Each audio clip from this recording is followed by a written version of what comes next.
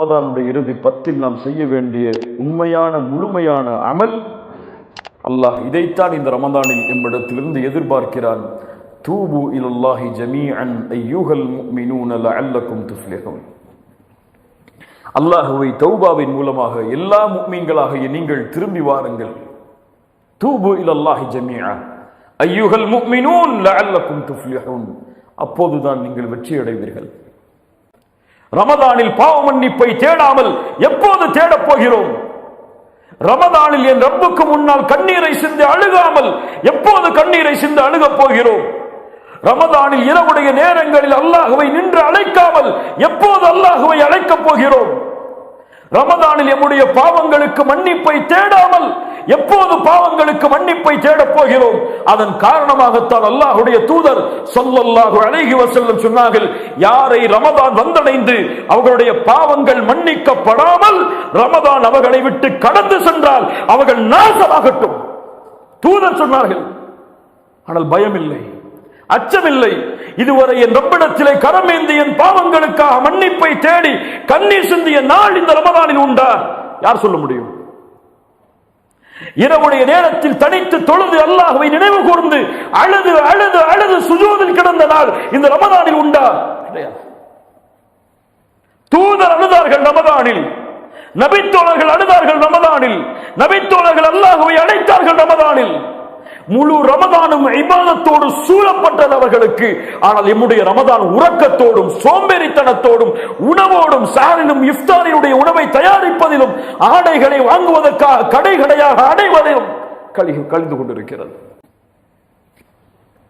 அல்லாஹ் ரப்புல் ஆலமீன் பாவங்களிலிருந்து விடுதலையாக கூடிய பாக்கியத்தை எமக்கு தருவானாக. பாவங்கள் செய்யும் பொழுது அந்த பாவத்தை பயப்படக்கூடிய எண்ணத்தை அல்லாஹ் நம்முடைய உள்ளத்தில் ஏற்படுத்துவானாக.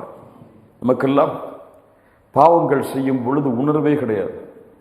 அது பாவம் என்ற எண்ணமே அந்த பாவம் செய்ததற்கு பிறகு வருவது கிடையாது. அல்லாஹ்வுடைய தூதருடைய நபித்தோழர்கள் சொல்லுவார்கள், ஒரு உண்மையான முஃமினுக்கும் முனாஃபிக்கிற்கும் உள்ள வித்தியாசம் என்னவென்றால், ஒருவன் பாவம் செய்தால் அவன் பாவம் செய்து முடித்ததற்கு பிறகு ஒரு மலையில் ஏறி செல்லும் பொழுது ஒரு பாறை அவனை நோக்கி உருண்டோடு வருகிறது. அந்த பாறை விழுந்தால் அவன் இறந்து விடுவான். அப்படி ஒருவன் பாவம் செய்து முடித்ததற்கு பிறகு நினைத்தால் இவன் முஃமின்.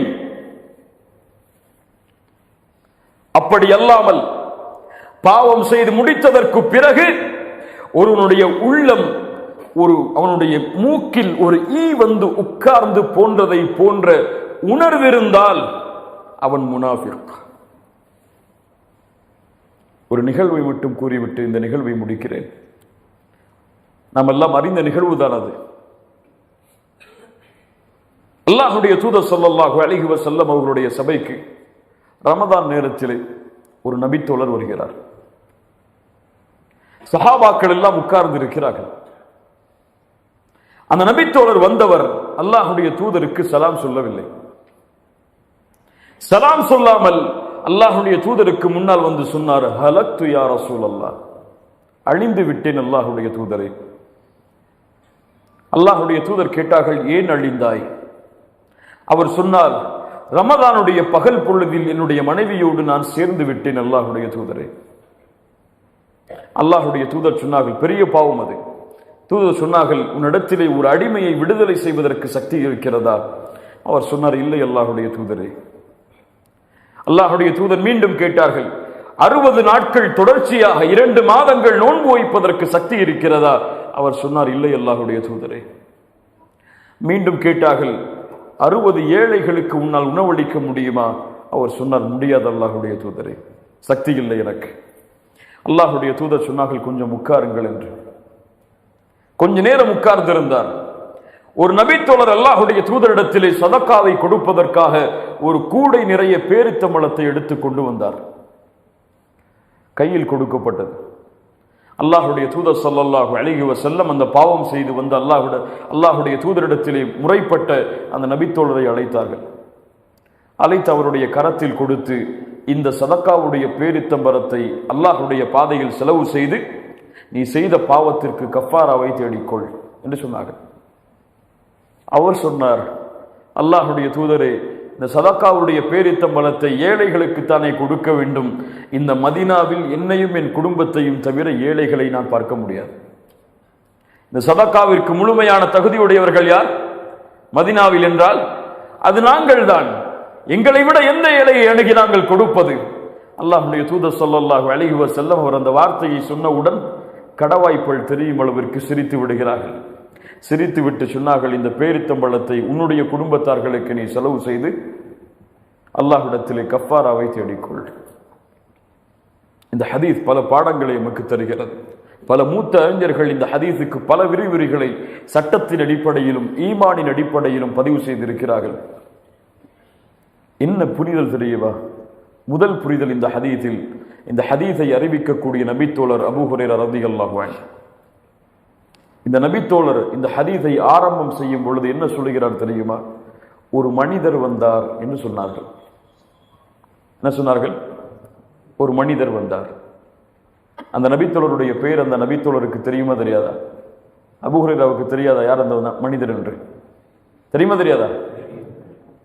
அபூ ஹுரைரா ரலியல்லாஹு அன்ஹு அந்த நபித்தோழருடைய பெயரை அறிவித்திருந்தால் மறுமை வரை அந்த நபித்தோழருடைய பெயர் அந்த பாவத்தோடு இணைக்கப்பட்டிருக்கும். எல்லா ஹதீஸ் கிரந்தத்துடைய விரிவுரை புத்தகத்திலும் இந்த நிகழ்வை பதிவு செய்கிறார்கள், இந்த விளக்கத்தை பதிவு செய்கிறார்கள். ஆச்சரியப்பட்டேன். ஒரு அறிஞருடைய உரையில் கேட்டேன்.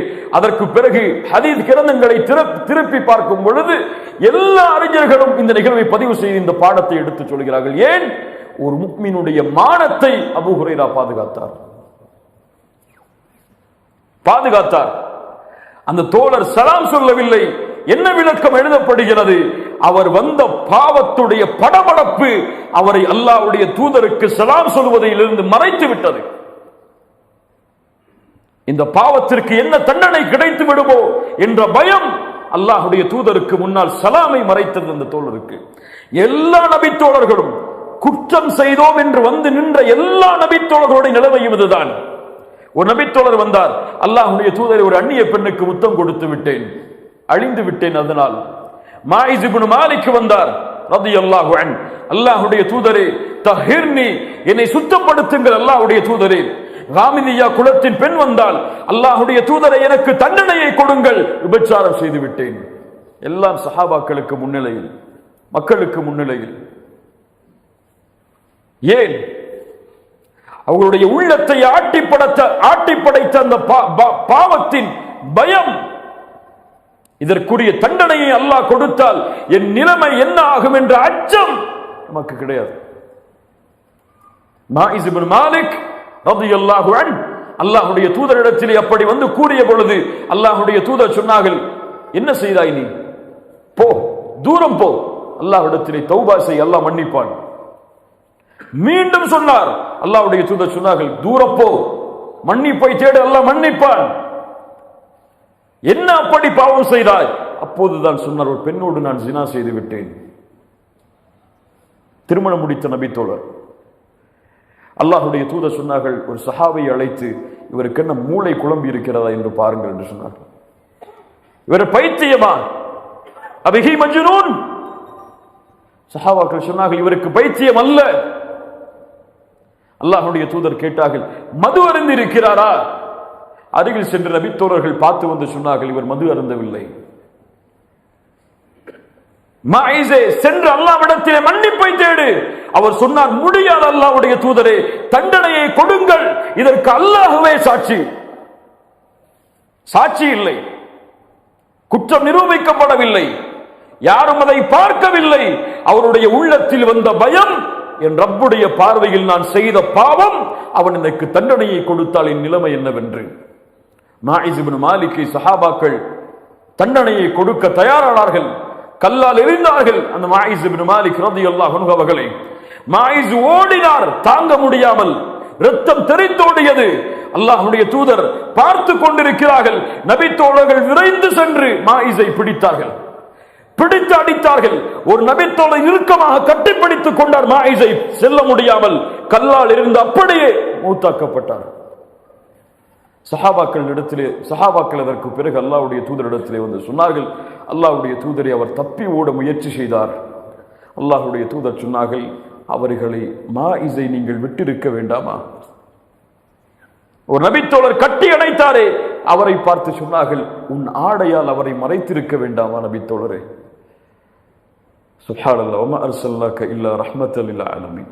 அருளுடைய நபி அவர்கள் பில் முஃமினீன ரഊஃபுர் ரஹீம், முஃமின்கள் மீது அன்புடையவர், பாசமுடையவர் ஸல்லல்லாஹு அலைஹி வஸல்லம்.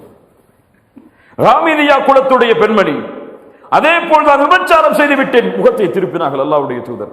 மறுபடியும் வந்து நின்றார்கள், முகத்தை திருப்பினார்கள். மறுபடியும் வந்து நின்றார்கள், முகத்தை திருப்பினார்கள். பெண்ணை என்ன சாட்சி? என் கரு சாட்சி.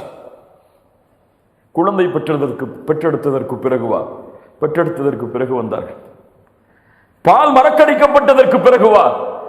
மறக்கடிக்கப்பட்டதற்கு பிறகு அந்த குழந்தைக்கு உணவை கொடுப்பதற்காக உணவை எடுத்துக் கொண்டு வந்தார்கள். தூதரை பாருங்கள், இதோ இந்த குழந்தை உணவை சாப்பிடுகிறது, பால் அருந்துவதை நிறுத்திவிட்டது, எனக்கு தன்னடையை கொடுங்கள். என்ன பயம் அவர்களுடைய உள்ளத்தை ஆட்டி படைத்தது, என்ன அச்சம் அவர்களுடைய உள்ளத்தை ஆட்டி படைத்தது. அந்த அச்சம் நம்முடைய பாவத்திலும் நம்முடைய பாவ மன்னிப்பிலும் தொடர்கிறதா? அதை தொடர்வதற்காகத்தான் இந்த ரமதான் எமக்கு கடமையாக்கப்பட்டிருக்கிறது. இந்த அச்சத்தை கொடுப்பதற்காகத்தான் ரமதான். குத்திப அலைக்குமுஸ் ஸியாம் கமா குத்திப அலல்லதீன மின் கப்லிக்கும் லஅல்லக்கும் தத்தகூன்.